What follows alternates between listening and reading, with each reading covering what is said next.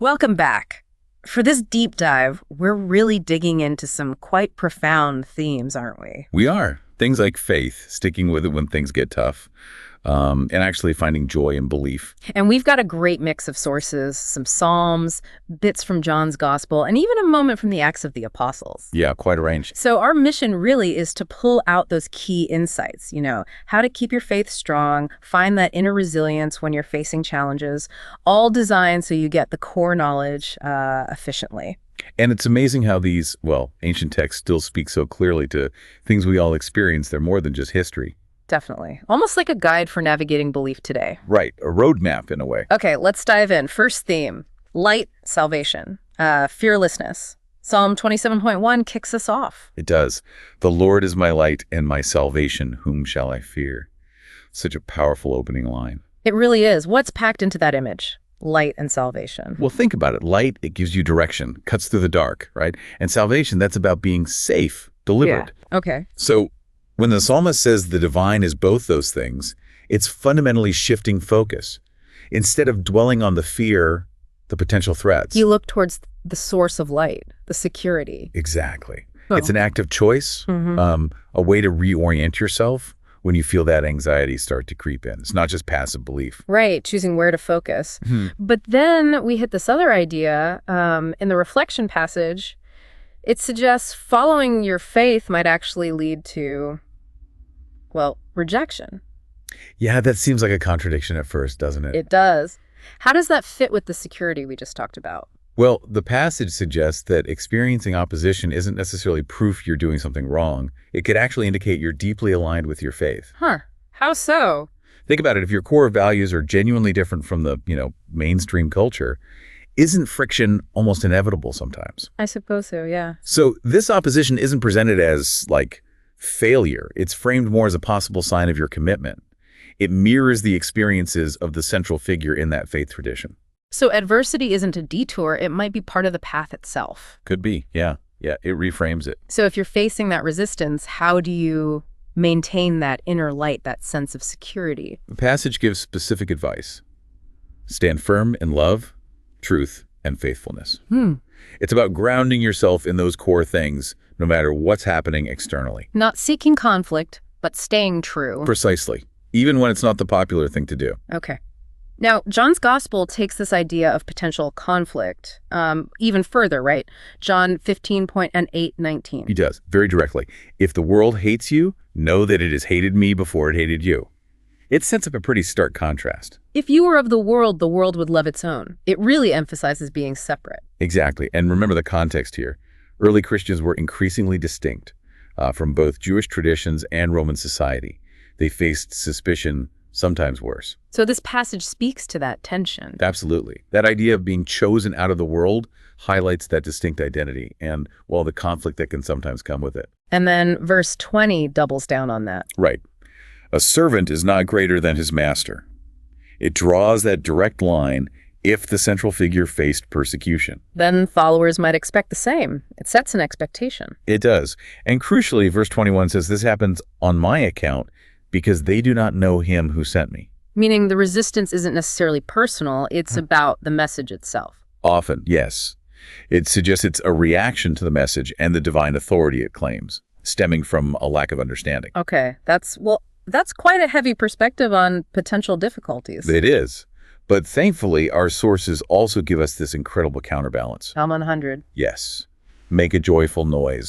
Serve the Lord with gladness. Come into his presence with singing. You can almost hear the energy. Yeah, it's such a shift. How does this call to joy fit in, especially after talking about opposition? I think it's about the active choice of joy. It shows that even if external challenges exist, there's still this profound reason for inner joy rooted in your belief. It's intentional, not just waiting for happy circumstances. Exactly. Look at the verbs. Make, serve, come.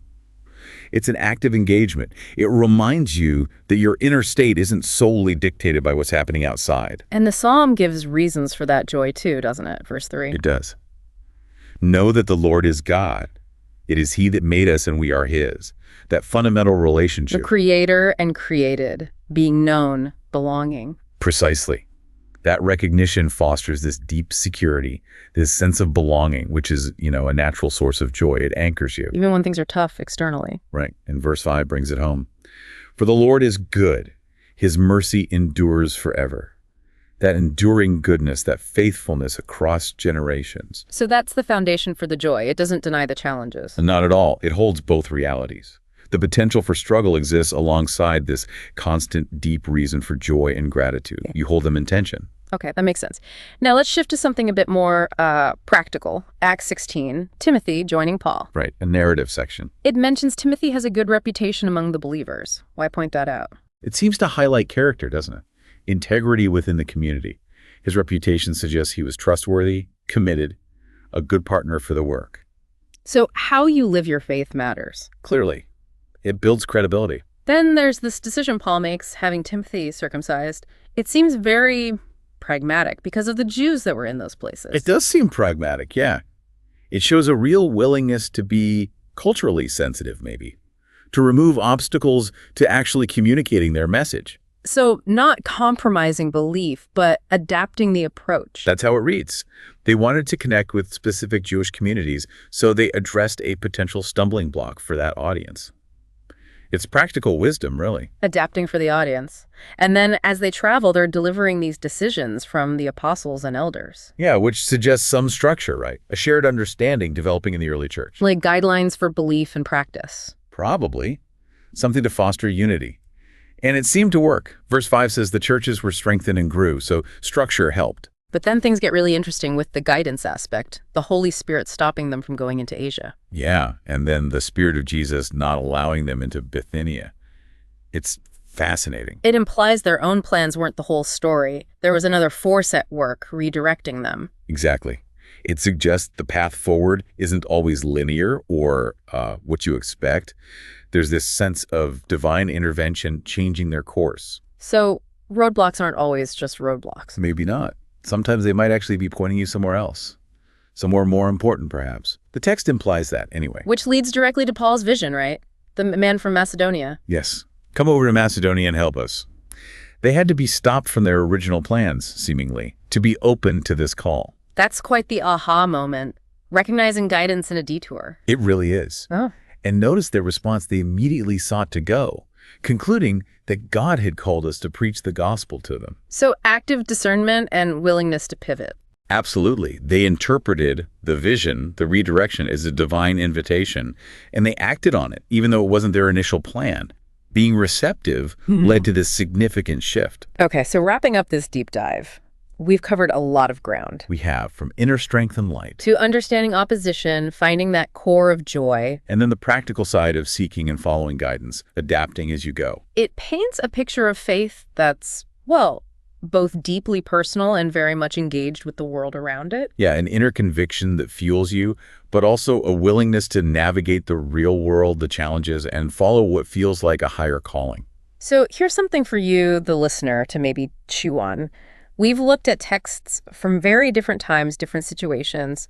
How might really understanding that original historical context, why these words were written, then help you interpret these themes today? That's a good question. How could that context inform your own way of navigating challenges, expressing your beliefs, finding joy right here, right now? Something to think about. Definitely worth pondering. Thanks for joining us for this deep dive.